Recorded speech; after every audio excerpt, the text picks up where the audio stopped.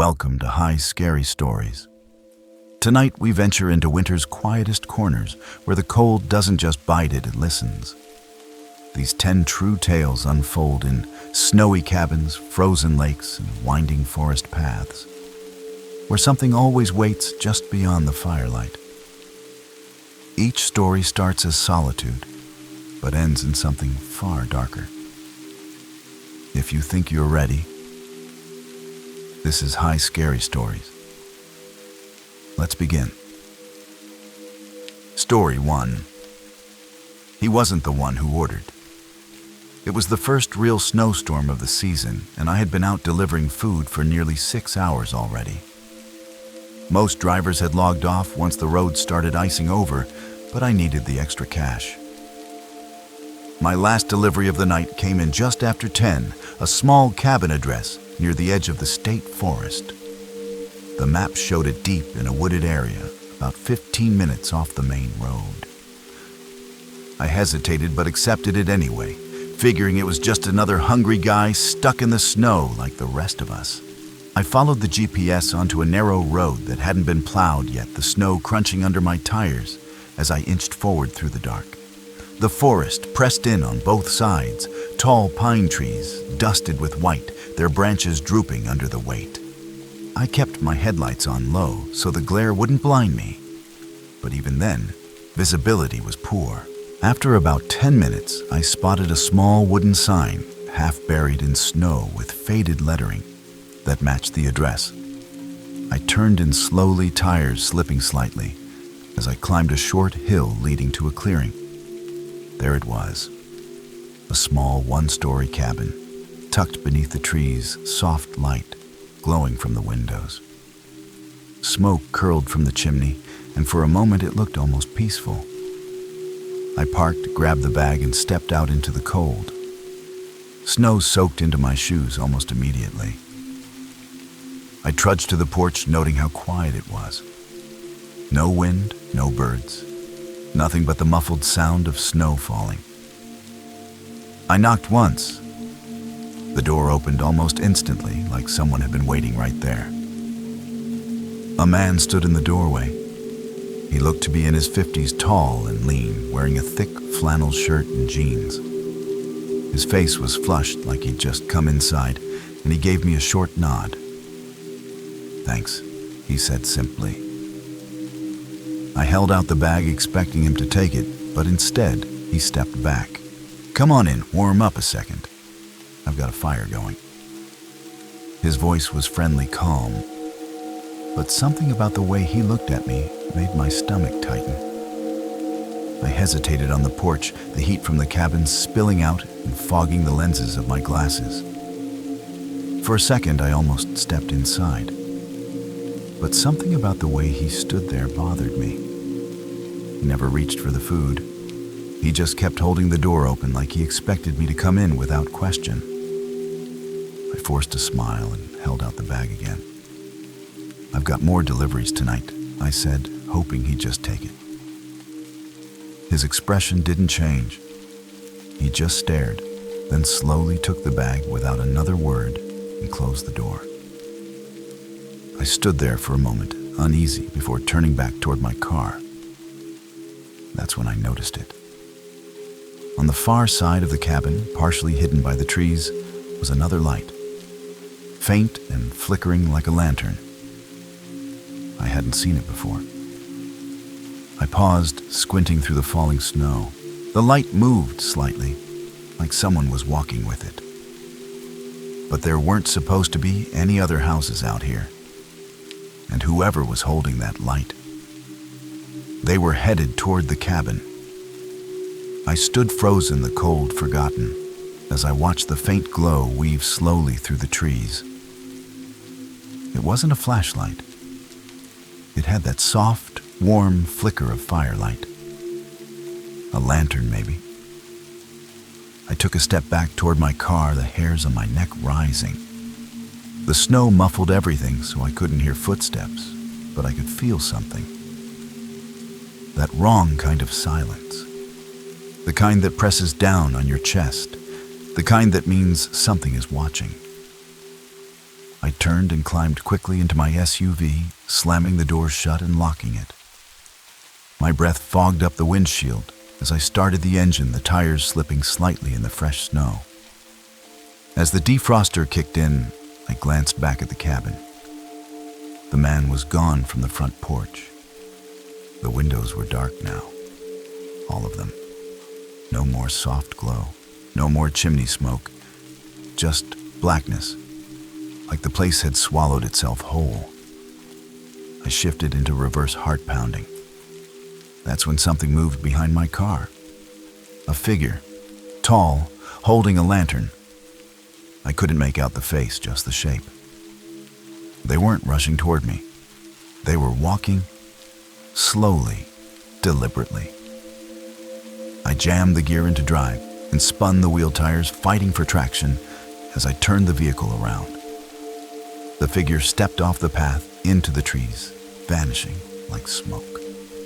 I didn't wait to see where they went. I floored it, fishtailing back onto the main road. My GPS rerouted, but I barely looked at it. My eyes stayed on the rearview mirror. No headlights behind me. No one following. I drove until I saw the lights of the town again, till I was back under street lamps and traffic lights and civilization. I pulled into a gas station and sat there for a long time, hands gripping the wheel. I checked the delivery app. The order hadn't come from that cabin. It was canceled 10 minutes before I arrived. And the name on the ticket didn't match the address. Someone else had ordered.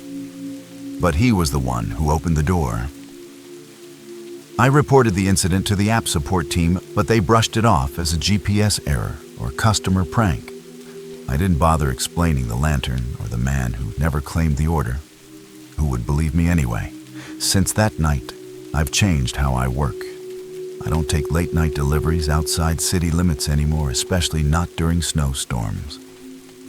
I stick to well-lit streets and apartment complexes, places with people around. Every now and then, I still think about that cabin, about how fast the lights went out, about the man who seemed too calm, and most of all about the second figure with the lantern who appeared without a sound. I never figured out who they were. Maybe I never will. But some nights when I'm driving through snow-covered roads and I see a light flicker in the woods, I wonder if someone else is heading to that cabin now, not realizing the order was never meant for them either. A few weeks later, I received a system message from the delivery app. It was a routine follow-up, asking for feedback on a completed order. But when I opened it, something was wrong. The timestamp showed the order had been marked as delivered not at the cabin, but a full hour later, 3 towns away. And attached to the order was a photo automatically taken as a proof of delivery. It showed my car parked in front of the cabin door open. But I was nowhere in the frame. Just the snow, and a figure in the trees, holding a lantern, watching. Story 2. My lake was breathing. The lake had always been quiet in the winter. Frozen over by December, surrounded by dense evergreens, it was the kind of place people only visited in the summer. That was exactly why I went there.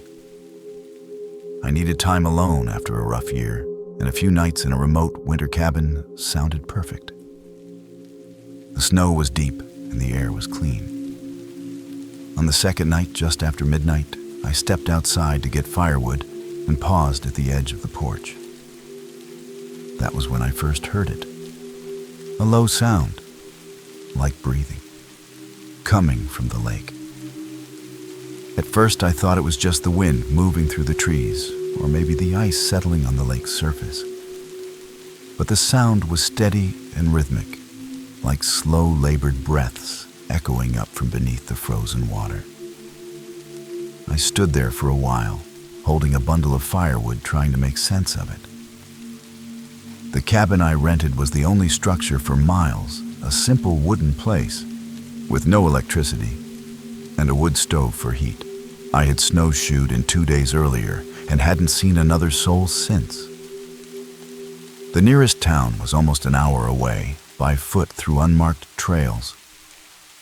I wanted isolation, and I got it. Still, that sound unsettled me. I went back inside trying to shake it off, telling myself it was just ice shifting beneath the surface. But that night I couldn't sleep. Every so often I'd hear a soft thud or creak from outside, like something heavy brushing against the side of the cabin.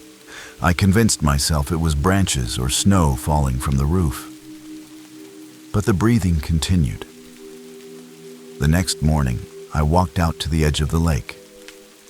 It was covered in a thick layer of snow and ice, undisturbed except for one thing. Near the center of the lake was a patch where the snow looked brushed away, almost like a circle had been cleared from underneath. I stared at it for a long time. The surface wasn't cracked, but it seemed thinner there, like something below had been pushing against it, like something had come up for air. That afternoon, I tried to ignore it. I chopped more firewood, made a hot meal, and stayed near the stove, telling myself isolation was just playing tricks on my mind. But as the sky darkened, I found myself glancing toward the lake every few minutes. That strange patch at the center hadn't refrozen like the rest of the surface. In fact, it looked wider. I didn't go near it again. Around 9, I heard something new. A faint scraping sound, not from the trees or the wind, but from beneath the floorboards. Slow and deliberate, like something was moving underneath the cabin itself. I froze listening. The breathing had returned too louder this time, more distinct. I pressed my ear to the wooden wall and felt a vibration like something massive but shifting just beyond reach. That was when I noticed the lantern by the door. I hadn't brought it in. It was lying on its side in the snow, still warm. And I hadn't used it since the first night. I was sure I left it hanging outside. I picked up the lantern, slowly brushing snow off the glass, my hands trembling. It had been hanging by the porch 2 days ago, and I hadn't touched it since. But now, it was lying in the snow directly in front of the cabin door, like someone had placed it there, or dropped it. I took it inside and lit it, needing the extra light. The old bulbs in the cabin barely worked, and the shadows seemed heavier than usual. I sat by the fire for a long time, trying to calm my nerves, telling myself there had to be a rational explanation. But then the breathing started again, louder, now closer. It wasn't coming from the lake anymore. It was coming from under the floor. I stood slowly, not sure what to do, when the cabin gave a sharp creak. Something shifted below me, and the floorboard near the hearth buckled upward slightly. I backed away. There was a trap door I hadn't noticed before, hidden beneath an old rug in the far corner. I pulled it back, revealing a square cut into the floor with a rusted metal handle. My breath caught. I didn't want to touch it, but I had to know. With shaking hands, I lifted the trap door. Cold, damp air rushed upward. A narrow wooden staircase descended into darkness, and from the bottom I heard the slow inhale and exhale of something alive. Not animal, not quite human. My lantern flickered, then steadied. I took one step down, just enough to see what was below. The cellar was small, no more than 8 feet across, with stone walls slick with ice. And in the far corner, pressed against the wall, was a figure. Thin, pale, eyes closed, skin the color of the snow outside. It didn't move, not until I stepped on the third stair. Its eyes snapped open, no whites, just black. It exhaled, and I felt the air move around me like the lake had breathed again. I slammed the trapdoor shut and shoved the wood stove over it, heart pounding so hard I thought it might explode. I didn't sleep that night. I sat with my back to the door, lantern lit, axe in the hand, waiting for another sound from below. But none came. Not the breathing, not the creaking, nothing. Just the wind outside and the fire slowly dying. As soon as the sun rose, I packed my things without breakfast, shoved everything into my backpack, and left the cabin behind. I didn't even lock the door. The trail back was buried in snow, but I didn't care. I just kept walking, not once looking back at the lake. It felt like it was watching me the whole way, like the ice itself had eyes. When I finally reached the edge of town, hours later, I filed no report, told no one what I had seen. The cabin's listing disappeared a week later, and the lake, according to the locals, never fully freezes in winter. Not since the year someone drowned in it. But they never found the body.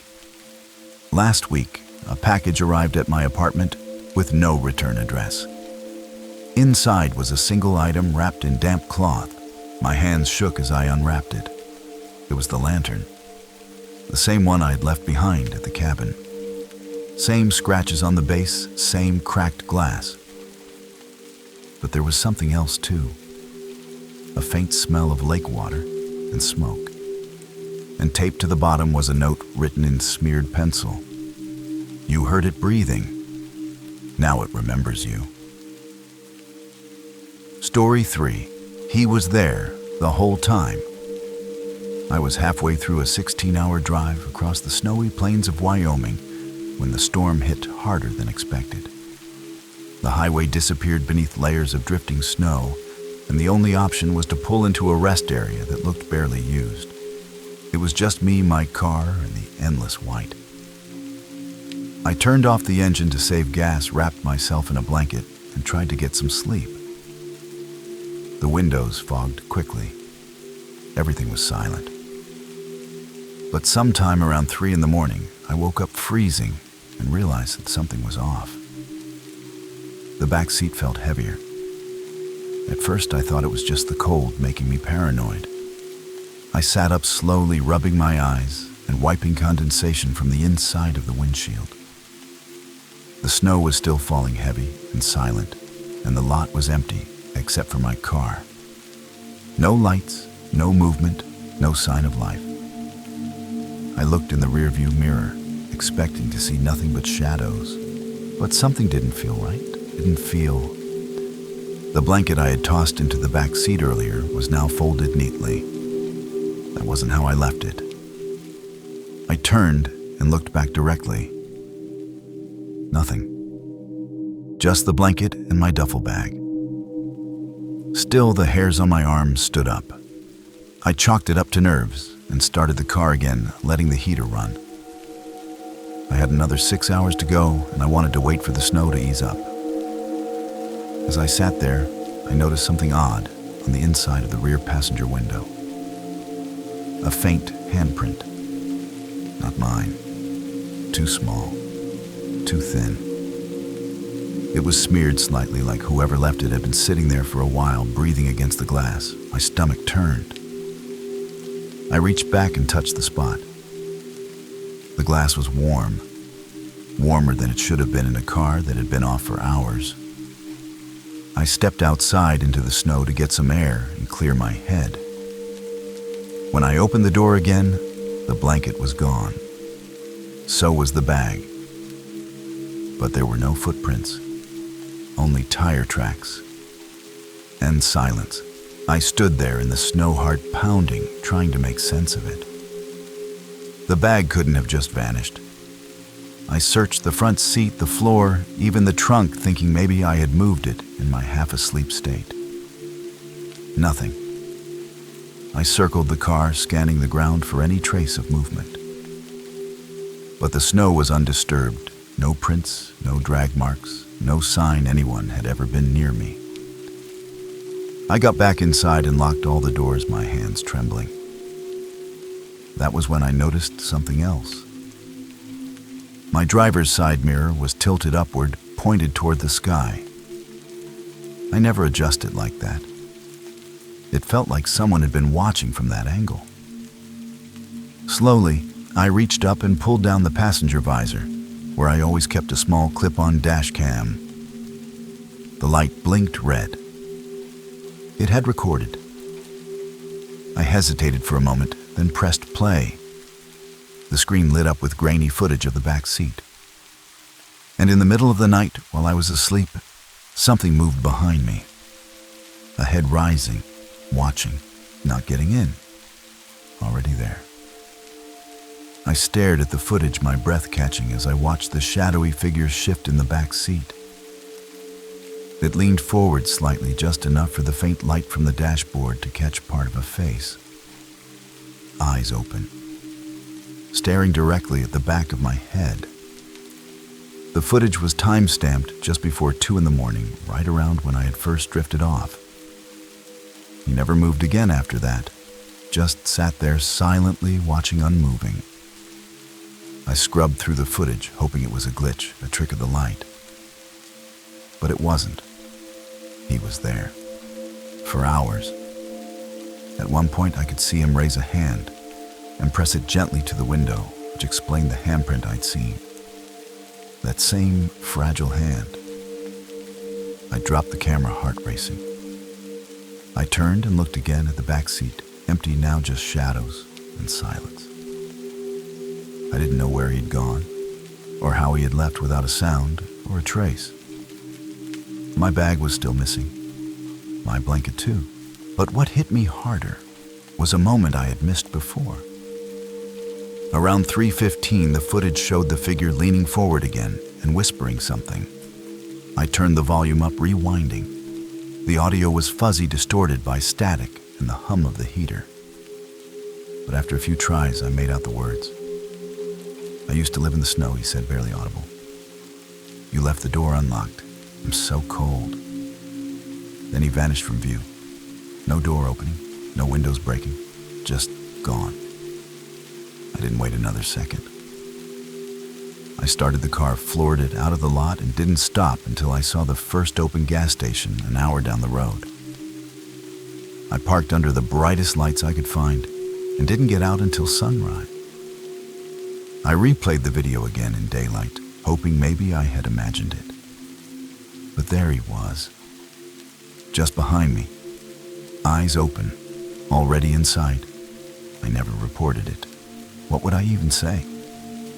There was no sign of forced entry, no damage, nothing missing except a duffel bag of clothes and a blanket. I deleted the footage, but not before transferring a copy to an old hard drive I keep locked away, just in case. Since that night, I've changed how I travel. I never sleep in my car anymore, no matter how tired I am. I double-check every lock, every mirror, every corner before I drive. I even installed motion sensors inside the cabin. Still, sometimes when I stop at rest areas late at night, I catch myself glancing in the rearview mirror more often than necessary. And every once in a while, just for a second, I think, I see something shift back there. A shape, a face, waiting, watching, just like before. 2 nights ago, I stopped at a motel off the interstate. Just a quick rest before finishing the last stretch of my drive. As I opened the closet to hang my coat, something fell from the top shelf. A folded blanket, my blanket, same worn edges, same stain on the corner. Beneath it, tucked neatly, was my old duffel bag. Inside, everything exactly as I left it. Except for one thing. A note stuffed in the side pocket. Written in shaky handwriting, it said, "I liked riding with you. Can I come again?" Story 4. The radio shouldn't have been on. The ranger station was supposed to be empty during winter. No hikers came through after the first heavy snow, and I had volunteered for the off-season shift, mostly for the solitude. The building sat alone near the tree line, halfway up a mountain with only one winding road in or out. No phone signal, no internet. Just a landline radio and stacks of old logbooks. On my 3rd night there, as I was locking up the back storage shed, I heard it.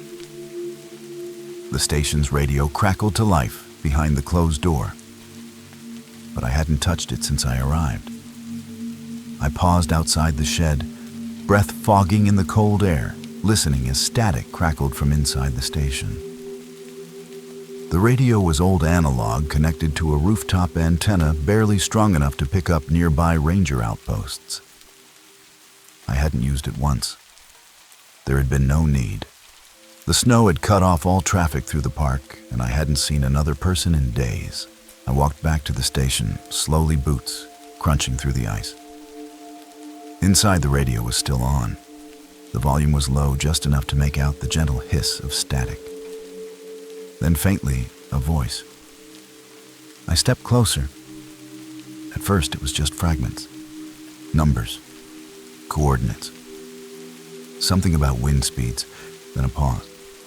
Then my name. Clear. Spoken slowly, I froze, staring at the radio like it might explain itself. I waited, but nothing else came through. I reached down and turned the knob off. The room fell quiet again. I sat back at the small table by the window, trying to make sense of what I'd heard. Maybe I was just tired. Maybe the radio had picked up an old recording. Some of the equipment was from the 80s. I tried to laugh it off. I made tea, read an old logbook, tried to sleep. But at 3:17 in the morning, the radio turned itself back on. Full volume. No static this time. Just breathing. Long, slow. Right next to the microphone. I scrambled out of bed, heart pounding, as the sound of breathing continued to echo through the cabin. It wasn't random noise. It had rhythm depth, like someone was sitting inches from the mic on the other end.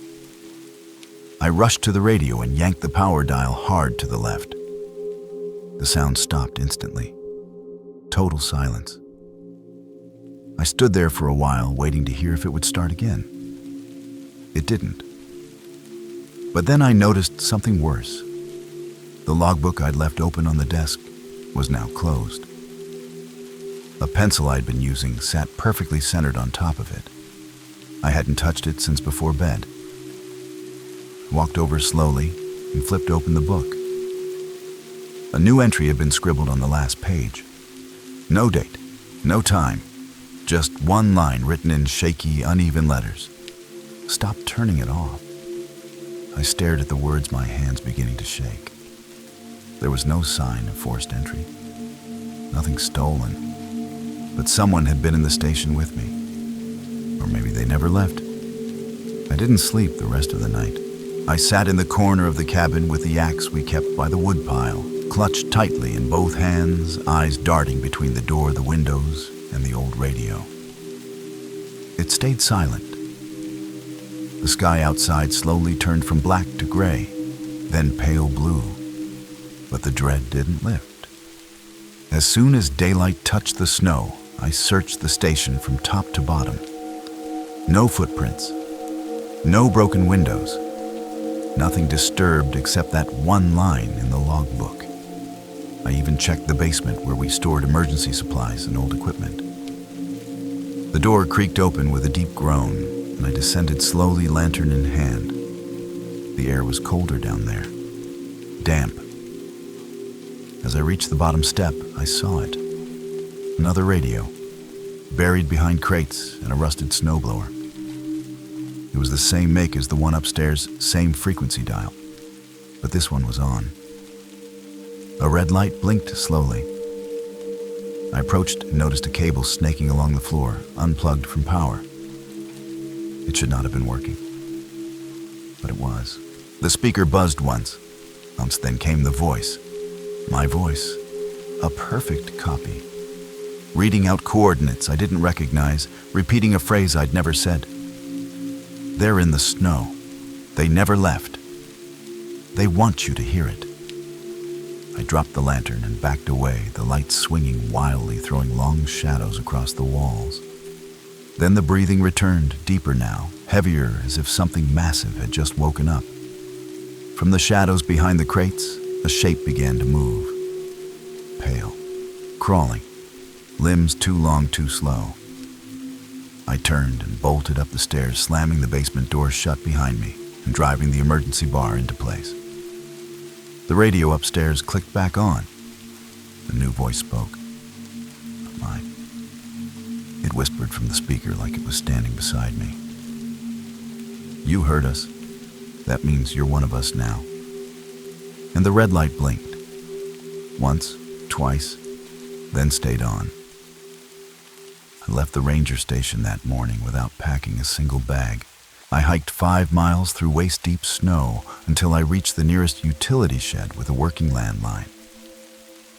I didn't explain much, just said there had been a break-in and I was abandoning post. They sent a replacement 3 days later. I never heard what he saw. He lasted 1 night before requesting emergency pickup. No one volunteers for winter shifts there anymore. They've locked up the place indefinitely, but sometimes late at night, I still tune into the old Ranger frequency on an old ham radio I keep in my garage.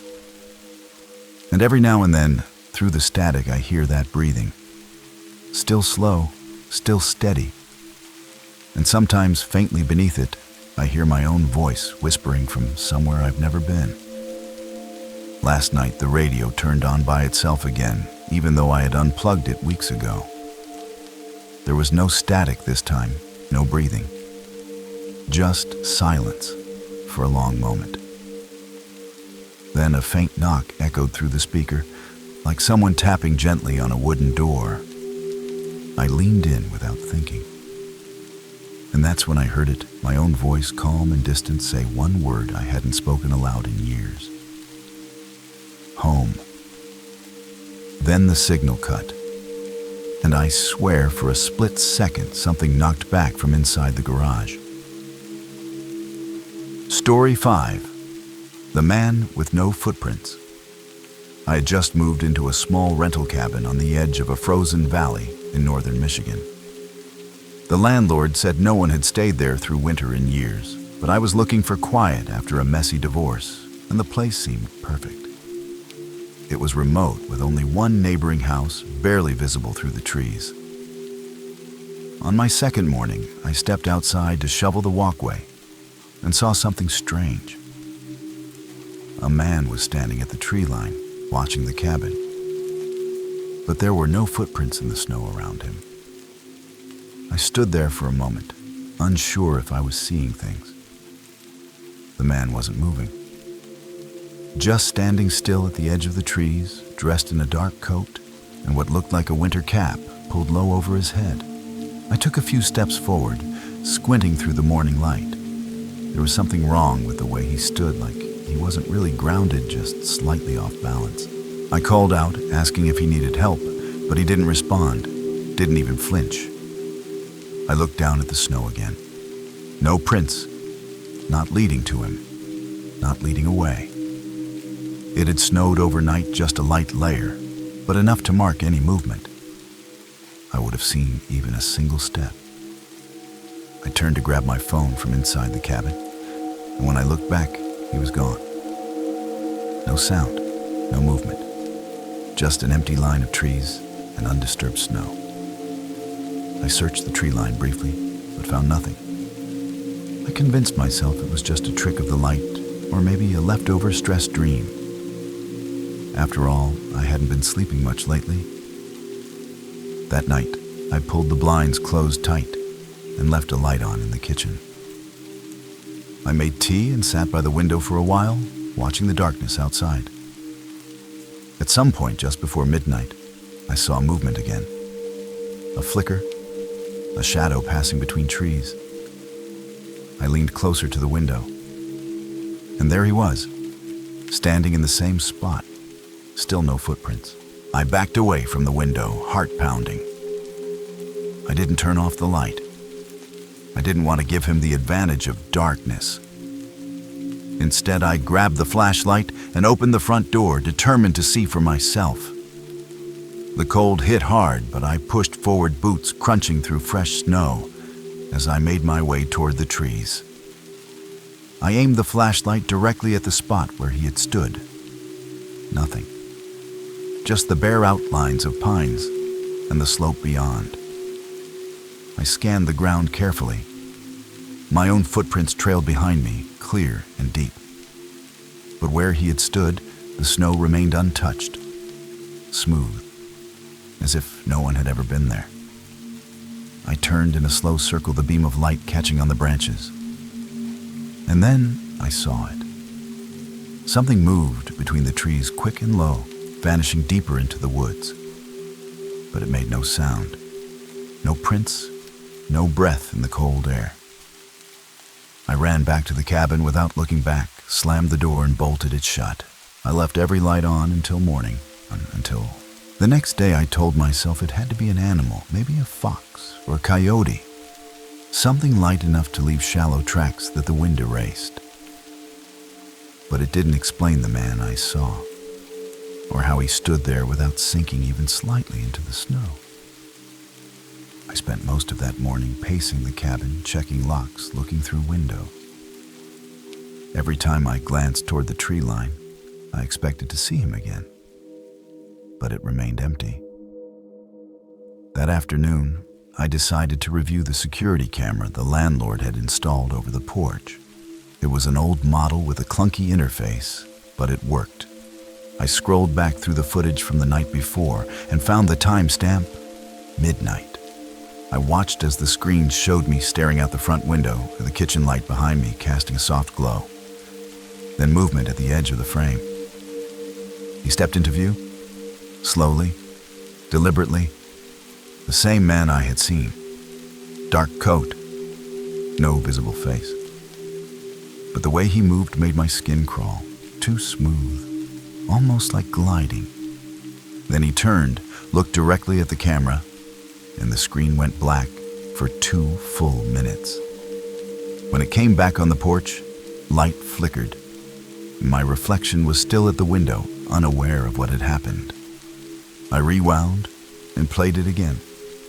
Same moment, same blackout. It was like he had known the exact angle of the lens. That night I didn't sleep. I stayed in the living room with a fire going and the axe I kept by the back door beside me.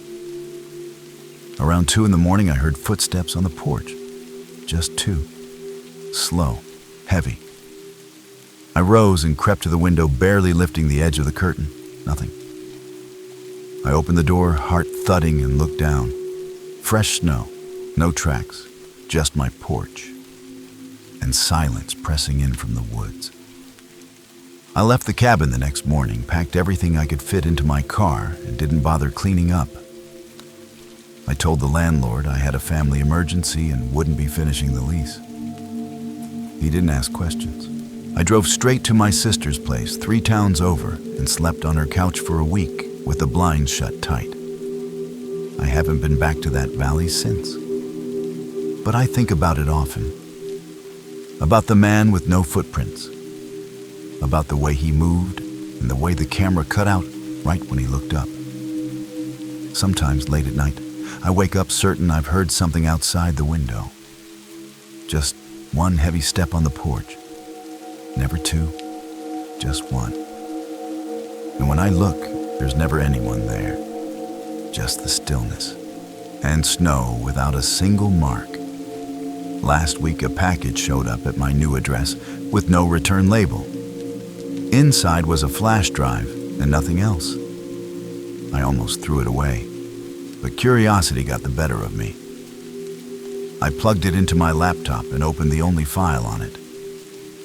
It was a single video clip from a porch camera time-stamped 2 nights ago. The footage showed my current house, my front door, my porch light, and standing just outside the frame was a figure. Still, silent, watching, and once again, the snow beneath him was perfectly untouched. Story 6. He checked into my room without a key. The snowstorm had shut down most of the interstate, and I was stuck overnight in a roadside motel just outside a dying mountain town. Only 3 rooms were occupied, according to the clerk, and I was given the last unit at the end of the hall. It was old but warm, and I was too tired to care. I double-locked the door, dropped my bag, and fell asleep almost instantly. Around 2 in the morning, I woke up to the sound of footsteps in my room. Slow, careful, but the lock was still latched. No one should have been inside. I stayed perfectly still, my eyes barely open, heart racing in the dark. The footsteps were real soft creaks on the old carpet, the shuffle of weight shifting near the far wall. I could feel someone standing near the foot of the bed, but I hadn't heard the door open. No beep of a key card, no sound of the latch turning. I waited, trying to control my breathing, hoping maybe it was a dream. After what felt like forever, the steps moved away slowly toward the bathroom. I took the chance to flick on the bedside lamp. The room was empty. The bathroom door was half open. I leapt from the bed and yanked it wide. No one.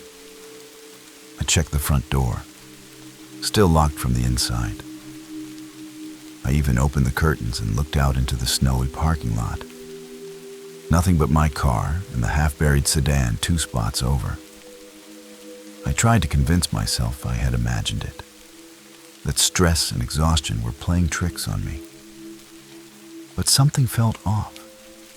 The air in the room was cold, like the heat had been off for hours. And worst of all, there were faint, wet footprints near the end of the bed.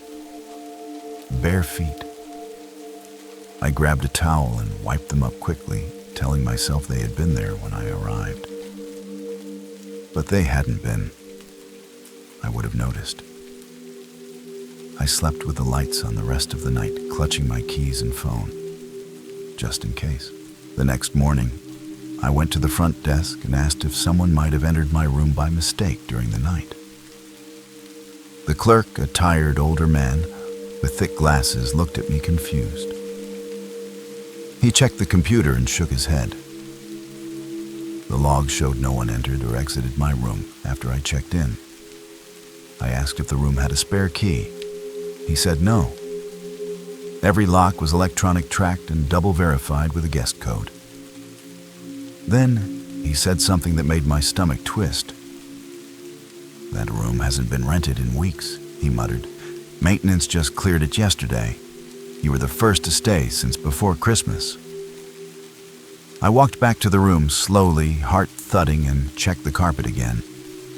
The wet footprints were gone, but a damp smell lingered in the air.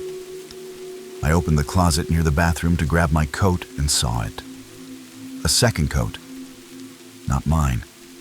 Faded brown. Dusty. Hanging neatly as if someone had placed it there the night before. I stared at the coat for a long time, trying to remember if maybe I'd overlooked it the night before. But I hadn't. The closet had been empty when I hung my backpack there.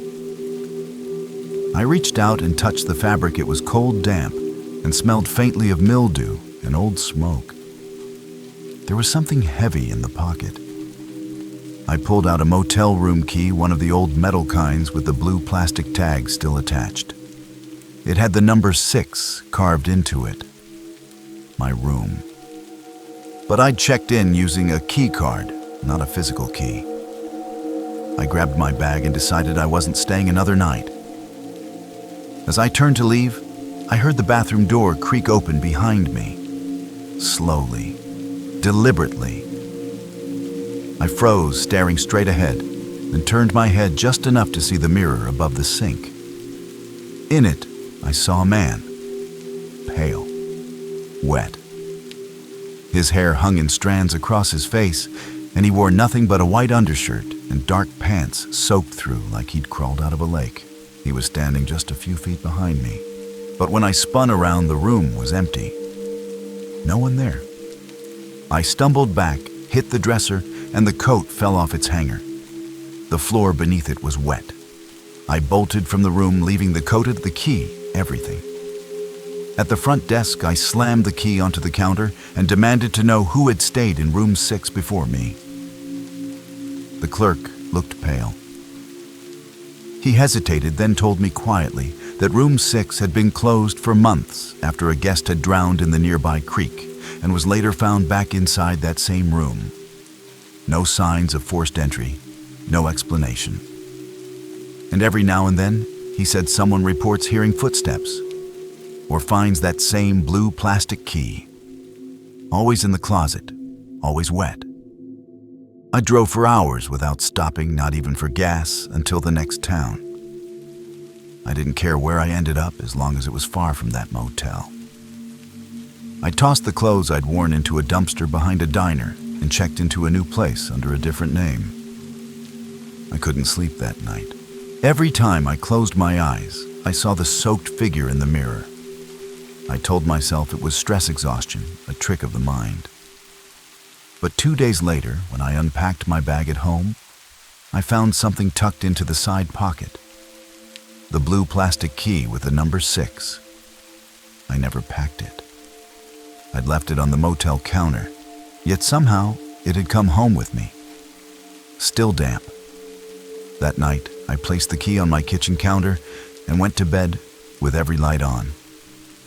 Around 3 a.m., I woke to the faint sound of dripping water.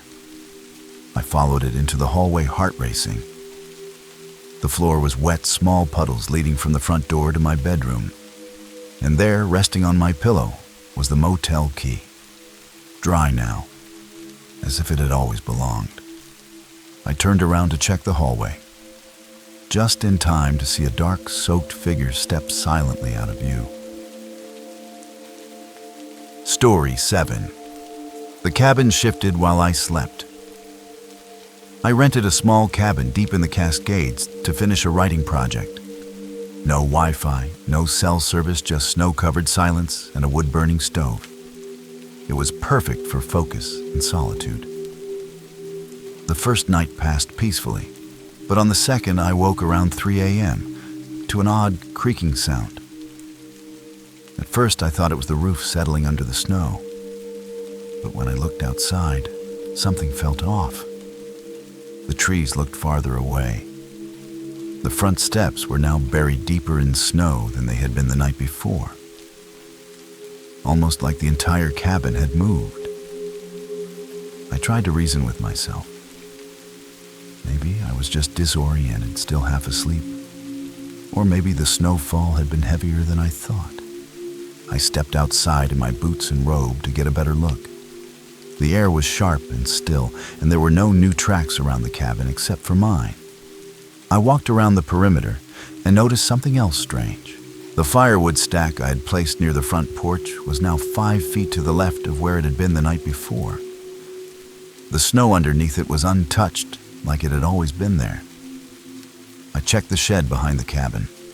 Its door was slightly open, even though I had locked it that afternoon. Inside, everything was exactly as I left it, except the lantern, which now sat on the floor instead of the shelf. That night, I stayed up late by the fire, trying to convince myself I was being paranoid. Around midnight, the wind picked up, and I heard another series of creaks, long groaning noises that vibrated through the floorboards. I put on my boots and coat, grabbed a flashlight, and stepped out again. That's when I saw the footprints, not mine. Barefoot, leading from the back of the cabin to the edge of the woods. But there were none coming in, just leading away. And the strangest part was they were shallow, like the snow beneath them had never been stepped on at all, like something had passed through without ever truly being there. I followed the barefoot tracks a few yards into the woods, the beam of my flashlight catching on frost-covered branches. The prints were erratic, almost dragging at points, then suddenly perfectly spaced again. I stopped when I reached a clearing I didn't remember being there before.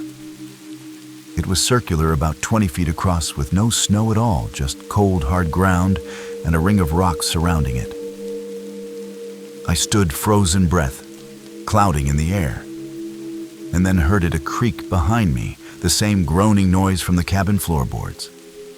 I turned sharply, light sweeping through the trees, but nothing was there. When I looked back at the clearing, the rocks were gone, completely, like I had imagined them. I turned and sprinted back to the cabin, but when I reached the door, something was wrong. My footprints from earlier were gone, all of them. The snow was untouched, as if I had never left, and the cabin looked different, tilted ever so slightly, its shadow lying in a direction that made no sense. I stood at the threshold, heart pounding, unsure if I should go back inside. The cabin looked familiar, but subtly wrong. The porch light flickered, though it had never done that before, and the welcome mat was missing. I reached for the doorknob, half expecting it to be locked, but it turned easily. Inside, the air was colder than it should have been. My fire had died out, which made no sense. I had loaded it with fresh logs less than an hour ago. I walked slowly through the main room. The layout was identical, but the details were wrong. My coffee mug was now on the bookshelf, not the table. The notebook I had left open was closed and placed neatly on the kitchen counter. I went to the bathroom and nearly shouted in shock. The mirror above the sink reflected the room behind me perfectly, except I wasn't in it. The mirror showed the doorway, the towel rack, the hallway beyond. But I was not in the reflection. I waved my hand in front of it. Nothing. I stepped back, breathing fast, and reached for my phone. No signal, not even a flicker of battery or bars. I turned to leave and stopped dead. The front door was open, though I had closed it behind me. A figure stood just beyond it, not moving. Human-shaped, but too tall, too thin, with long limbs that bent in unnatural angles. I slammed the door and bolted it, then pushed the couch against it for good measure. I ran to the back of the cabin, trying the bedroom window. It wouldn't budge. I tried the others. Same thing.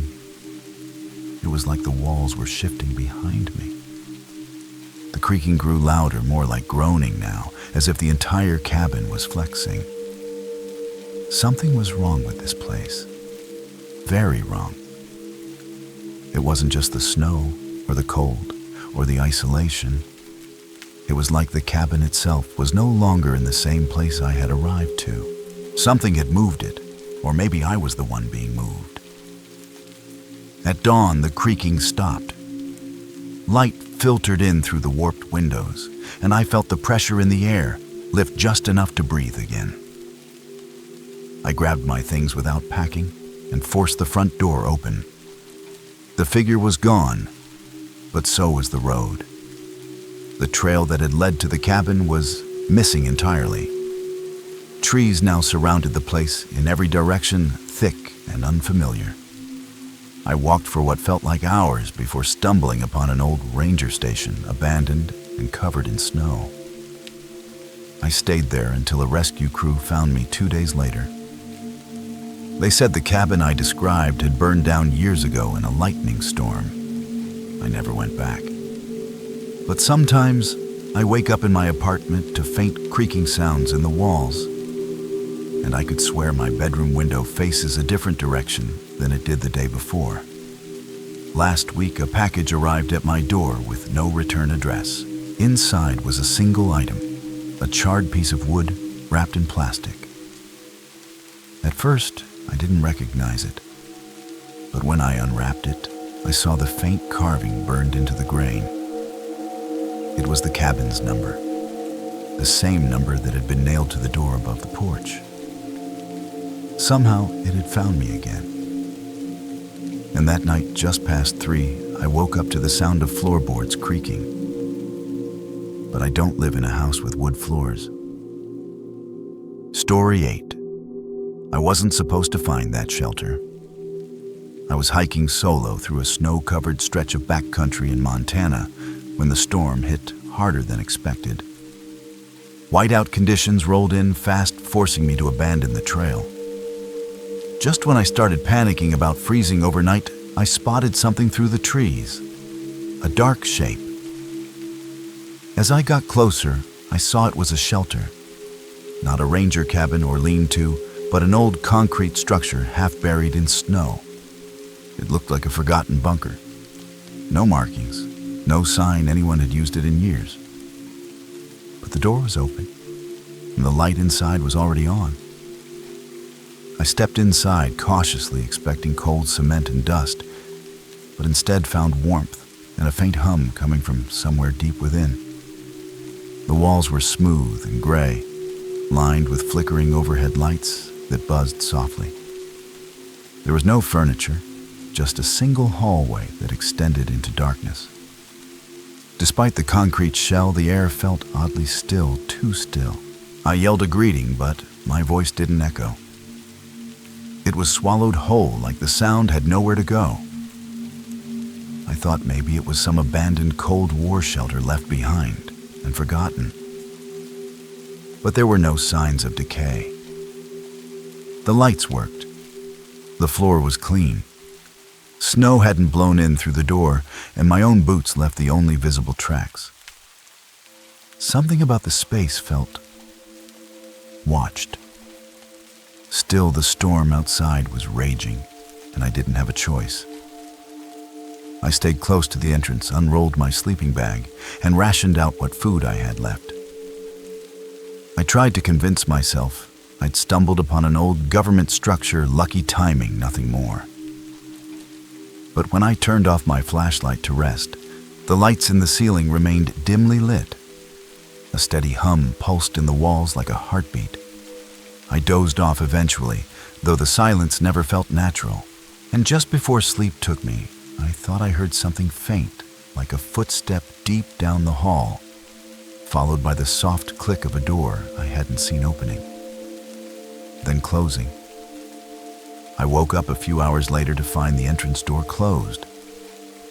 I was sure I had left it propped open with my pack, but now it was sealed tight, no snow or wind getting in. My gear sat untouched, yet I felt different, like someone had been standing over me. The lights flickered above just slightly, but enough to make the concrete walls seem like they were breathing. I stood up, grabbed my flashlight, and walked toward the hallway. The hum in the walls grew louder with each step. I passed a door I hadn't noticed before, partially cracked open.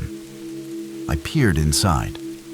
It was a room with a metal chair bolted to the floor, facing a blank wall. No windows, no switches. Nothing that explained its purpose. I backed out quickly. Then I saw it footprints. Bare ones. Leading away from the room, wet against the floor. I hadn't heard anyone. And they didn't look like they were mine. They were too small. And there were too many.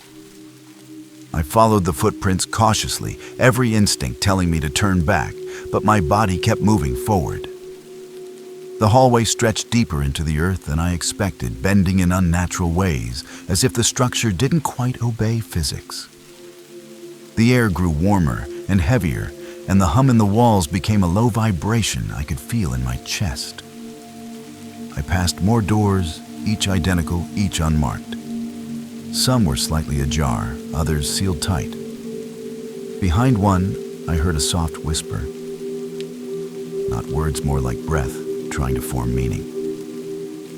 I pressed my ear to the door and felt a faint pulse through the metal, like something was alive on the other side. I backed away quickly and kept walking. That's when I found the window. It was the only window in the entire place, set high into the wall in the next chamber. What chilled me wasn't the fact that there was no view. It was that on the other side of the glass was another hallway, an exact mirror of the one I was standing in. Same walls, same lights, same turns. But I wasn't alone in that one. A figure stood there staring directly at me. I froze. He didn't move. He looked just like me, same clothes, same flashlight, but his expression was blank, hollow.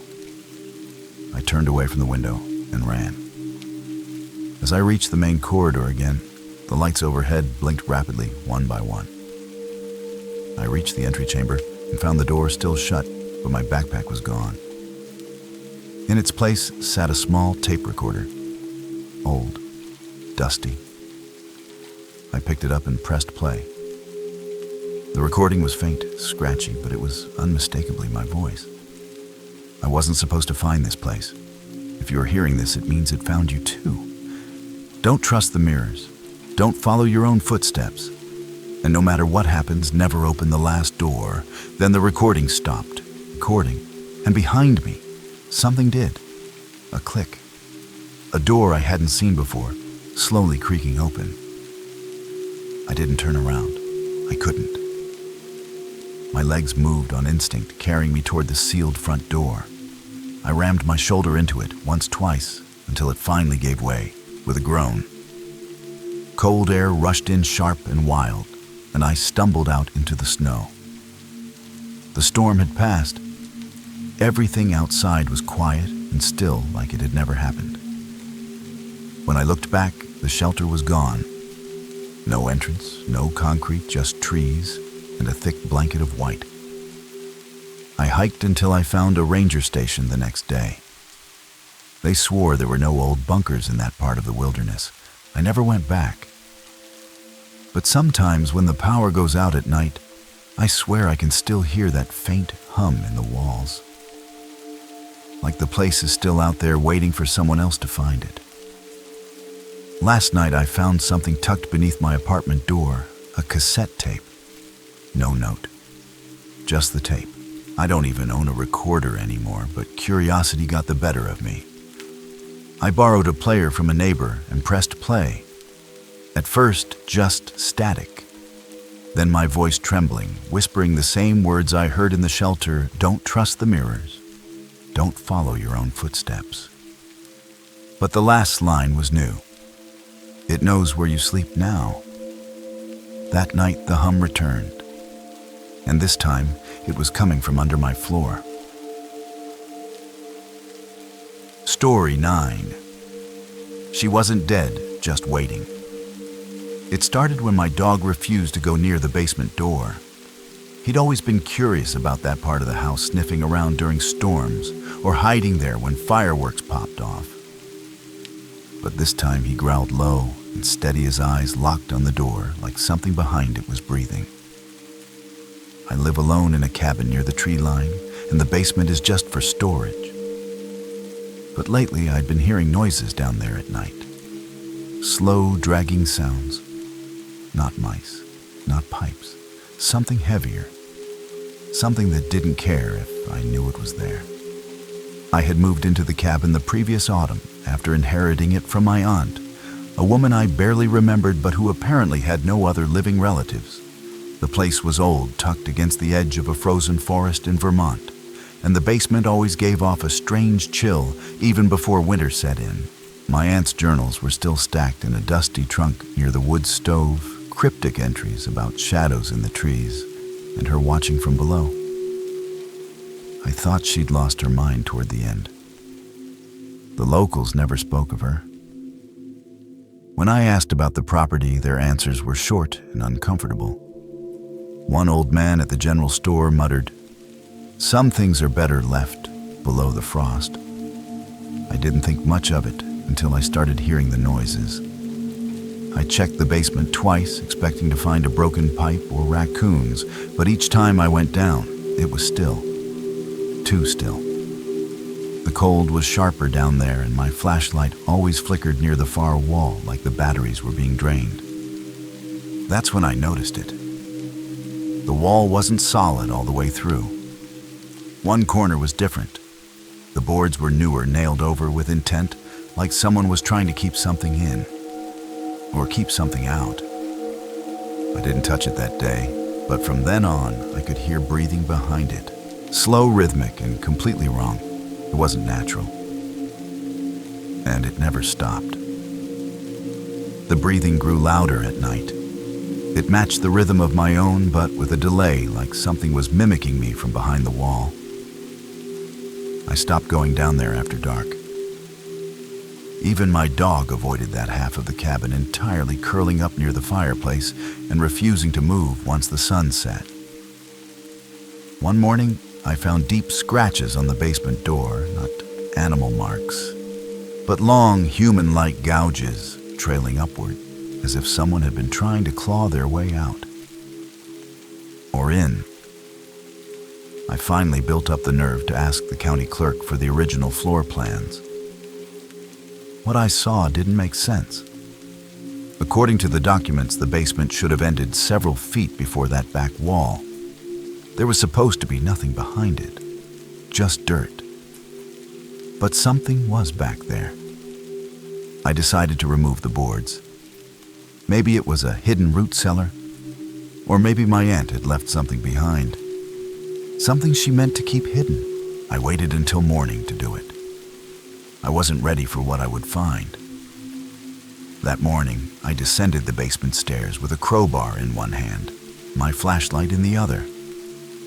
My breath fogged the air, even with the wood stove roaring above. The dog wouldn't follow me. He just stood at the top step, whining softly, eyes fixed on the far wall. The boards looked darker now, as if moisture had seeped through from behind, staining the wood in long vertical streaks. I placed my hand on one of the nails. It was ice cold. The first plank came off with a groan, then another. Behind the boards was more than just empty space. It was a tunnel, narrow, dug out of the earth and barely wide enough for a person to crawl through. The walls were lined with old blankets, rotting clothes, bones of small animals, and deeper inside a shape. I crouched and aimed my flashlight down the passage, heart hammering in my chest. She was there. At first, I thought it was a corpse. A woman curled up like a child, her skin pale gray, her hair stringy and matted. But then she twitched. Not in surprise, not as if she'd been startled, but slowly, deliberately. Her eyes opened. They were cloudy, unfocused. Yet somehow she was looking directly at me. I scrambled backward, dragging the crowbar behind me. She didn't move at first. Then, crawling on all fours, she began to follow, her joints popping as if they hadn't bent in decades. Her fingernails scraped the dirt. Her breath came in sharp, wet rasps. I reached the main room and grabbed for the door, but it slammed shut in my face. No wind. No one else. I turned back to the tunnel. She was standing now inside the basement, taller than I thought, her face blank, except for a faint smile, like she recognized me. Like she had been waiting.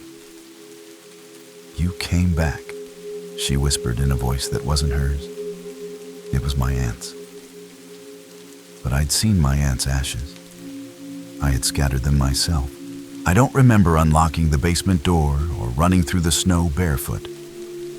But I woke up half a mile from the cabin, curled against a fallen log, with frost clinging to my skin. My dog was beside me, shivering, but alive. When I returned in daylight with the sheriff, the basement was empty. No tunnel, no boards, just a clean wall of stone. They thought I was delirious from exposure. I moved out that same week, left everything behind, but I couldn't shake her voice.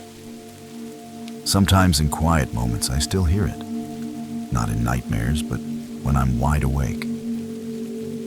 "You came back," it whispers again and again. And every time I look in the mirror now, I notice something strange behind my eyes. Like she brought something with her, or left something behind. 2 weeks ago, I got a package with no return address. Inside was an old, cracked photo frame. Behind the glass was a picture of the cabin's basement wall before I removed the boards. But in the shadows, barely visible, a face was watching.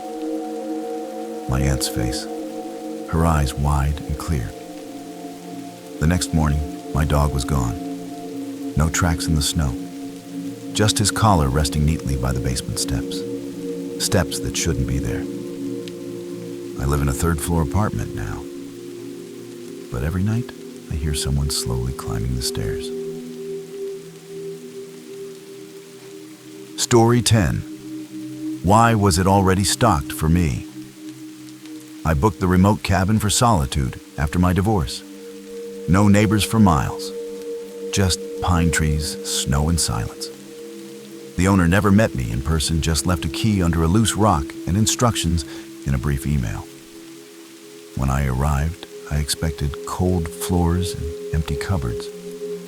Instead, the fireplace was already lit. The fridge was full. My favorite brand of coffee was on the counter unopened. At first, I thought it was hospitality. But the coffee had my name on the label. Not just the brand. My actual name. Typed in perfect black letters. I stood in the kitchen for several minutes, staring at the coffee tin with my name printed on it. Not just my first name, but my full name, including the middle one I never use. I tried to brush it off as a coincidence, maybe some boutique personalization trend. But the more I looked around, the harder it became to explain.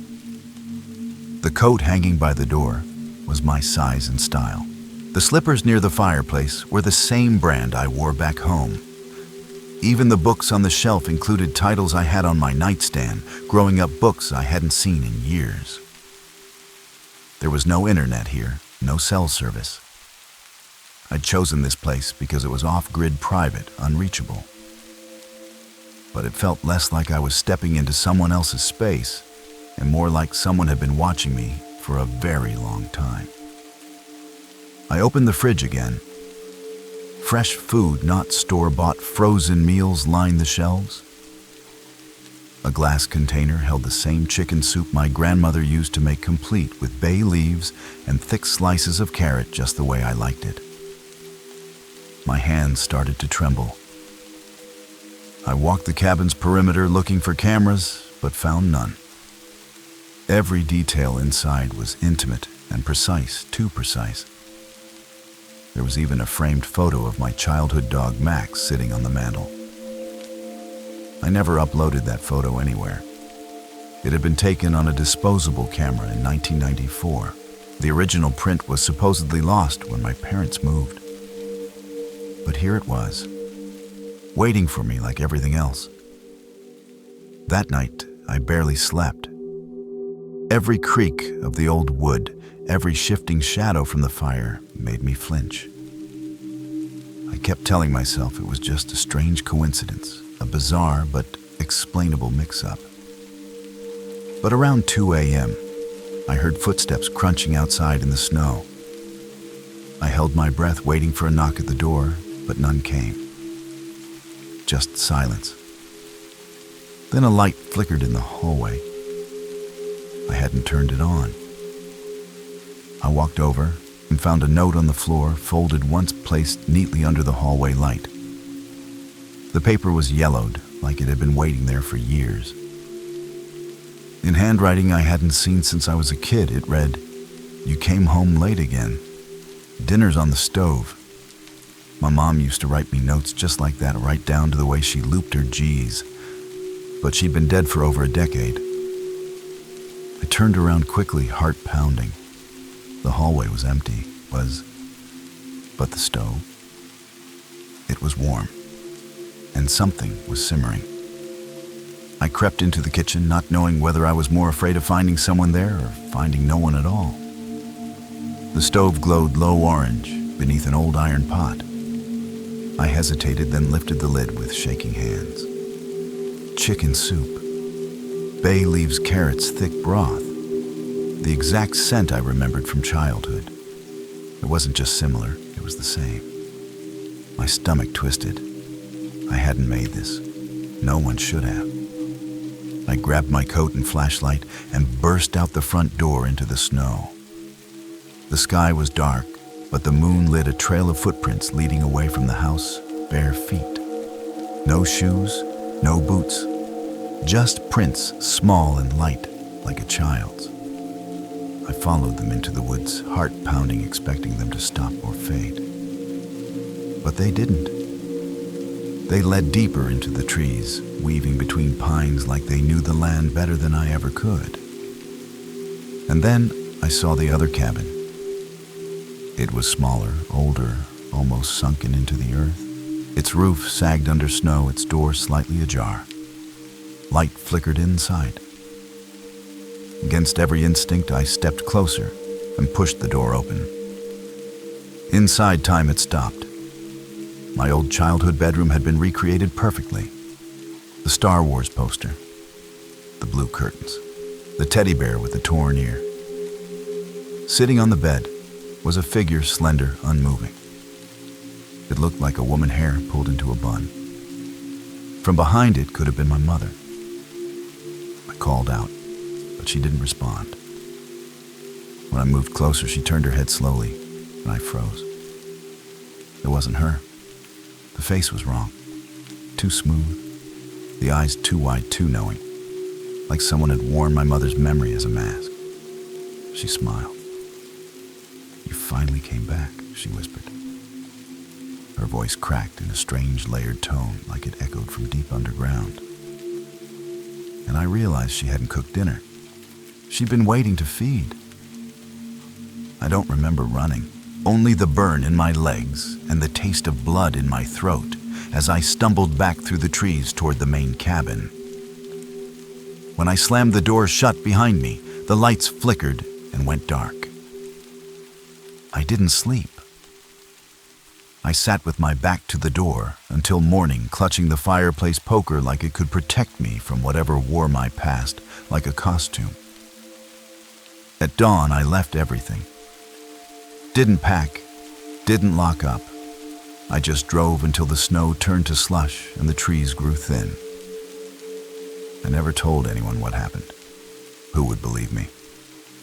But ever since, my phone sometimes lights up with a notification, "Welcome home." No app, no sender, just those two words. Always at 7 and 12 p.m., the time I first stepped into that cabin. Last week, I moved to a new apartment in the city, fresh start, clean slate. I bought everything new, made sure no part of my past followed. But tonight, I opened my kitchen cabinet and found a tin of coffee sitting on the top shelf. Same brand, same silver lid, except this time it didn't have my name on it. It had hers, my mother's full name in the same black lettering. And next to it, a folded yellow note. I haven't opened it. I don't think I need to. Thank you for venturing into the darkness with us. If these stories sent chills down your spine, don't keep the fear to yourself. Leave a comment, smash that like button, and share this video with someone who dares to listen in the dark. We release terrifying true stories every week, so be sure to subscribe and turn on notifications so you never miss what's lurking in the shadows. This is High Scare Stories, where nightmares don't end when the video does. Until next time, stay safe and stay scared.